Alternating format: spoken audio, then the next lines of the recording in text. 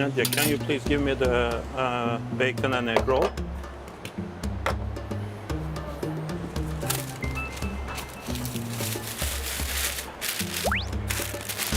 Can you please give this one to a homeless guy? Stuart, his name. Okay. The food and coffee for him. Stuart, his name is Stuart. Yeah, thank you. Hello, Stu? Stu, right?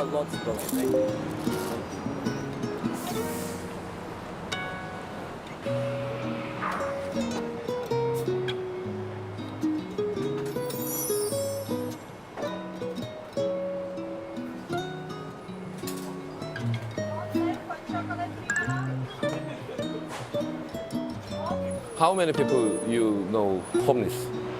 We have like 3-4 people coming here regularly.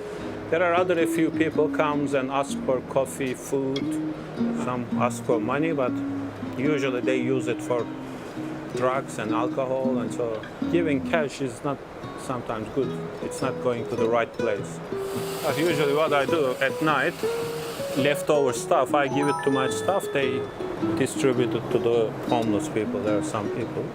홈리스들을 위해서 남은 음식들은 줄 거예요. 직접 주기도 해요. 갖다서 그 노숙자분들한테. He doesn't come. For example, he never asks for something. I always prepare. He stand there always? I see him different places. He's walking a lot. But he normally, it took me 1 year to learn his name. He doesn't talk much. And also, but he's wearing slippers even in winter. I bought him shoes. He says, I'm not allowed to wear shoes. He didn't accept the shoes. From time to time, I buy him some slippers, sandals. Yeah, but we have to help them. It's you never know what will happen in life. Anything can happen. It can happen to anyone. So I understand. You good boss.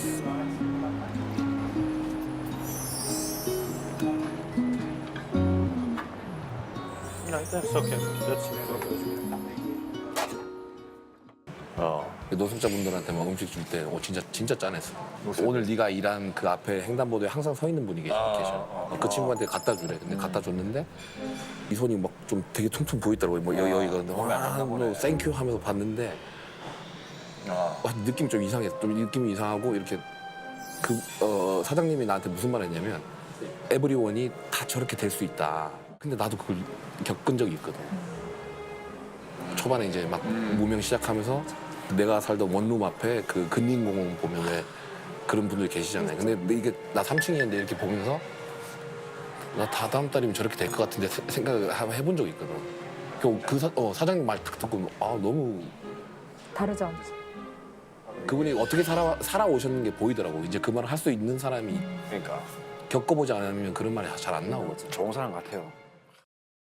노숙인 하면 어떤 생각이 드시나요?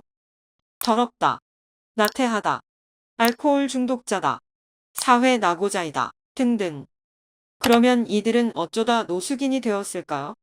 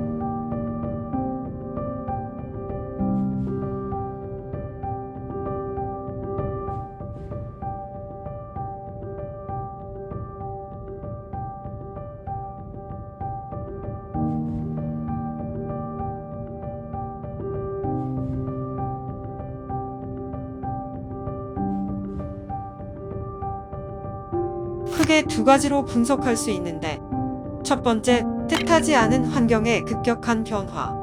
두 번째, 선천적인 제도권 부적응 핸디캡. 그로 인한 결핍과 자포자기, 또는 망상장애와 여러 가지 중독이 대표적입니다. 또 다른 분석으로는 사회적 제도와 개인적 환경의 이질에 따른 부작용으로 해석할 수도 있습니다. 시대에 따라 다소의 차이는 있지만 사회 속의 노숙인들은 계속 존재해 왔습니다. 실직, 사업 실패, 가정 해체, 갑작스러운 사고 등 다양한 사연으로 노숙을 하게 되는데 거리 노숙이 장기화되고 고착화되기 전에 시설에 입소하여 자활의 경로를 갖게 하는 것이 노숙인 시설의 실제적 목표이며 중요한 역할일 것입니다. 비록 거리에 엎드러진 인생의 끝자락일지라도 다시 한번 자립할 수 있는 최후의 보루인 것이지요. 우리나라의 노숙인 변화는 88 올림픽과 IMF가 큰 전환점이 됩니다. 올림픽 때는 일시적 지우개 정책으로 집단 강제 수용을 하면서 많은 부작용 사례로 사회적 문제가 되기도 했습니다. 그리고 IMF 때는 대규모 실직으로 급격히 증가한 거리 노숙인들을 관리하기 위해 정부 방침으로 사회복지법인들에게 노숙인 시설을 추가 설립하여 수용 및 자활을 추진하게 됩니다. 그래서 1999년도에 천혜원이라는 장애인 전문 사회복지법인도 희망의 집이라는 장애인 특화 노숙인 시설을 설립하여 오늘날까지 오게 되었습니다. 전국에 집계된 노숙인 숫자는 약 1만여 명이고 이 중에 약 80%는 시설에 입소하여 자활 훈련을 받고 있으며 약 1000여 명은 서울, 나머지 1000명 정도는 전국 각지의 거리에서 노숙을 이어가고 있는 실태입니다. 하지만 집계되지 않은 준노숙 상태, 즉 고시원, 여인숙, 쪽방촌, 찜질방 등을 전전하는 위기 인원은 몇 배로 존재합니다. 참고로 서울 시내에는 각 유형별로 40여 개의 노숙인 시설이 운영 중입니다. 천혜원 희망의 집은 어떤 시설일까요? 그룹홈 형태의 소규모 장애 노숙인 자활시설입니다. 또한 사회복지사 2명이 막교대로 근무하는 24시간 생활시설이기도 합니다. 정원은 15명이지만 장애인 특성상 삶의 질을 고려하여 2인 1실 기준하여 6명 정도를 최적인원으로 유지관리하고 있습니다. 시설 건물은 LH공사에서 임대하여 건물 전체를 사용하고 있으며 1층은 사무, 식당, 프로그램, 2층은 생활인 숙소, 옥상은 휴게 공간으로 사용하고 있습니다. 입소 과정은 서울역과 영등포역에 위치한 다시서기 종합지원센터에서 상담을 통해 노숙인 시설 중 경증장애 특화 시설인 천혜원 희망의 집을 선택하게 되면 방문하여 초기 면접을 실시하고 입소를 결정하게 됩니다. 우리 시설은 구청 주민센터 보건소, 장애인 복지관 등이 근거리에 위치해 있어서 입지적 편의성은 좋습니다. 특히 입소 절차에 따라 진행되는 전염병 검사, 주민등록, 공공근로, 지역자활센터 이용 등이 용이합니다. 다만 주민들의 편견과 입소자들의 자존감 유지 및 낙인 효과 등의 이유로 간판 없이 운영되기에 기부 및 후원에는 열악한 형편입니다. 후원 없이는 운영이 어려운 소규모 시설 특성상 다양한 형태의 후원자 개발을 위한 홍보, 마케팅 작업도 신경을 써야 합니다. 우리 시설의 대표적 서비스는 24시간 숙식을 제공하고 서울시립병원과 연계하여 무료 진료를 하며 공공일자리, 신용회복 지원, 정서지지 프로그램, 자활센터 공동작업장 직업훈련, 자격증 취득 사업, 신분회복 행정처리 등을 제공하고 있습니다. 입소 노숙인들의 가장 중요한 점은 삶의 의지를 회복하는 것입니다. 그러기 위해 정서지지 프로그램과 자격증 취득 사업은 병행되어야 하고 그것에는 자원봉사자 및 재능기부, 후원 등이 절실히 필요합니다. 우리 시설은 매월 정기적으로 어울림생활공예, 봉사자와 함께하는 레크리에이션 등을 진행하며 매우 긍정적인 효과를 내고 있습니다. 신용회복과 일정량의 저축액에 도달하면 공공임대주택으로 자립에 도전하게 되는데 역시 안정적인 일자리가 중요합니다. 따라서 기초생활수급 자격, 장애인 등록 등도 준비시켜 공공부조를 받을 수 있도록 한 뒤에 자립을 하도록 지원하고 있습니다. 사회복지 현장은 인간의 기본권인 생존과 삶의 가치를 찾기 위해 발버둥치는 치열한 곳입니다. 또한 누구나 인생은 소중하고 귀한 의미가 있을 것입니다. 창의적이고 감각적인 사회복지사의 노력이 길바닥에 버려지고 자포자기의 다다른 한 사람의 역사를 돌이킬 수도 있을 것입니다.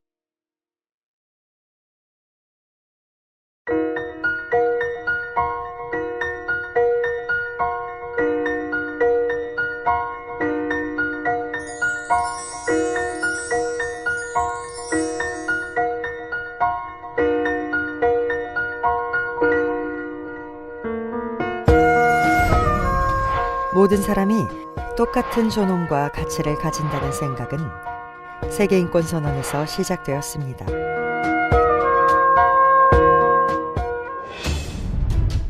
수많은 토론과 회의 끝에 1948년 12월 10일 유엔 총회에서 세계인권선언이 만장일치로 채택되었습니다. 그렇다면 세계인권선언의 내용은 무엇일까요?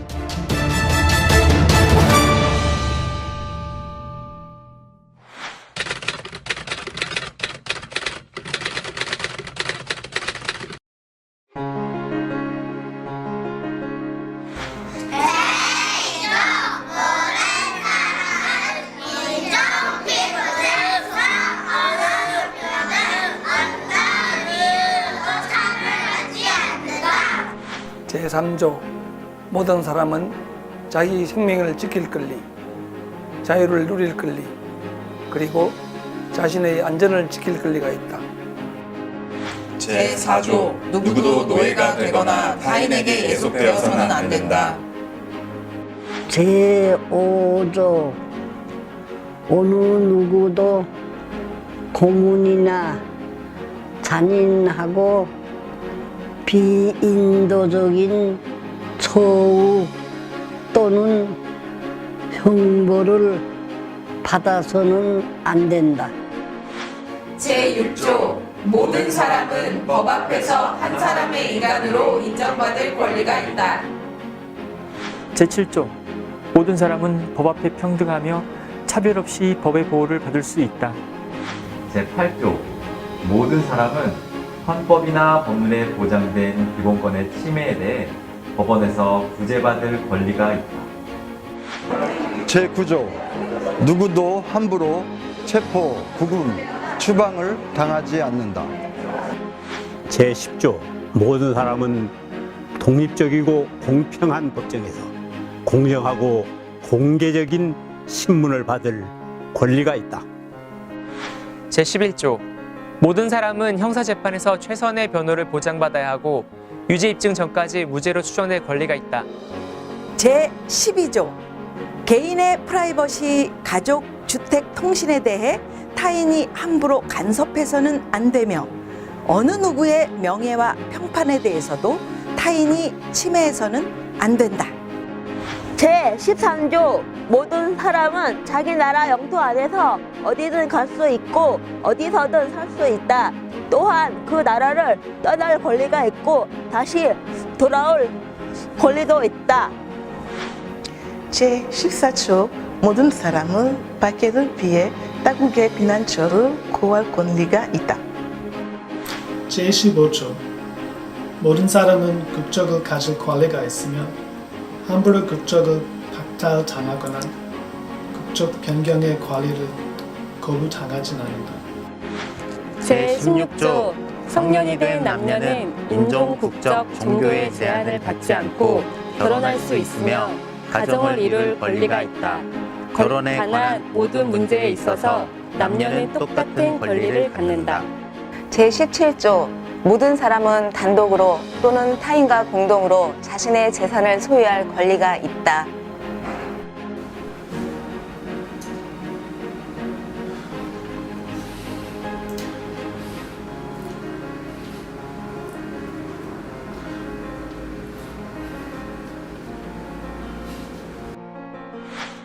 제19조 모든 사람은 의사표현의 자유를 누릴 권리가 있다.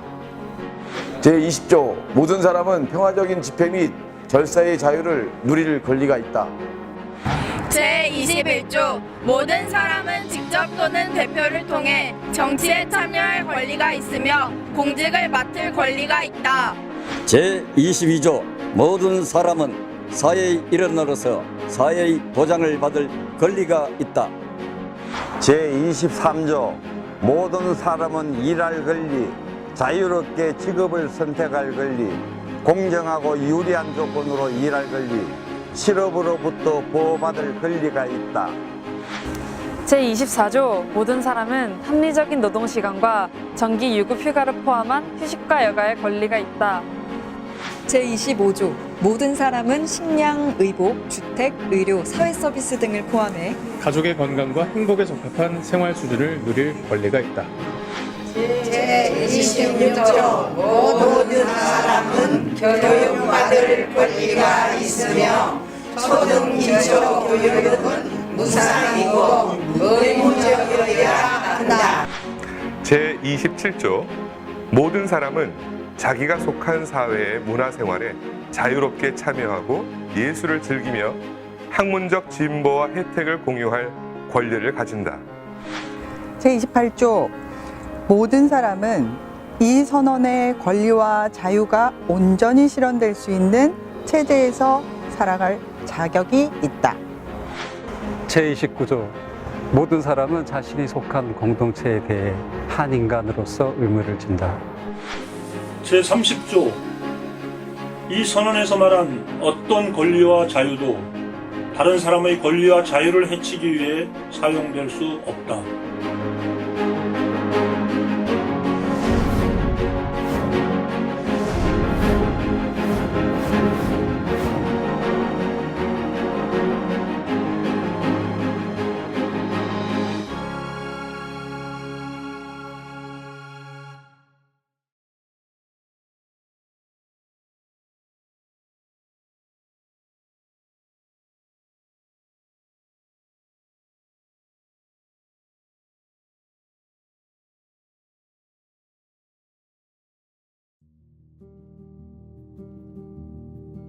사회복지사, 사회복지시설은 무엇일까요? 왜 필요할까요? 노벨문학상을 받은 한강 작가의 작품을 보니 인간의 결핍과 상처 그리고 세상의 굴레에 갇혀 다양하게 변화 또는 변질되고 다시 무언가에 다다르는 우리들의 모습을 보여줍니다. 사회 구조와 제도는 불완전할 수밖에 없습니다. 결핍된 사람은 더욱 어려워지고 상처 입은 사람은 깊은 좌절 속으로 빠지게 됩니다. 우리 사회는 양쪽 끝에서 넘쳐 혼란한 사람들과 모자라서 방황하는 사람들로 나눠지게 되고 직간접 세금이 소득의 재분배란 기능으로 그리고 사회 구조의 불완전 상태를 상쇄하기 위해 사회복지시설을 설치하게 됩니다. 아동, 청소년, 여성, 노인, 장애인, 노숙인 등 각종 취약 계층을 대상으로 하는 사회복지시설은 이용시설, 생활시설, 자활, 재활, 요양, 그룹홈 등이 운영되고 그만큼 다양한 기능을 갖춘 사회복지사를 필요로 합니다. 특히 노숙인 분야는 그 중에서 취약함의 끝자락에서 자포자기 상태의 대상자를 케어하기 때문에 노숙인 시설의 물리적 위치는 최후의 보루이자 사회 안전망의 마지막 전선이라고 볼 수 있습니다. 대략적인 통계로 전국의 1만에서 2만의 노숙인 중 80% 이상이 시설에 입소하여 서비스를 제공받고 있습니다. 만약에 노숙인 시설이 없다면 동네 공원, 지하주차장, 역 주변, 지하도 등은 335 거리 노숙인들이 자리를 차지하고 있을 것입니다.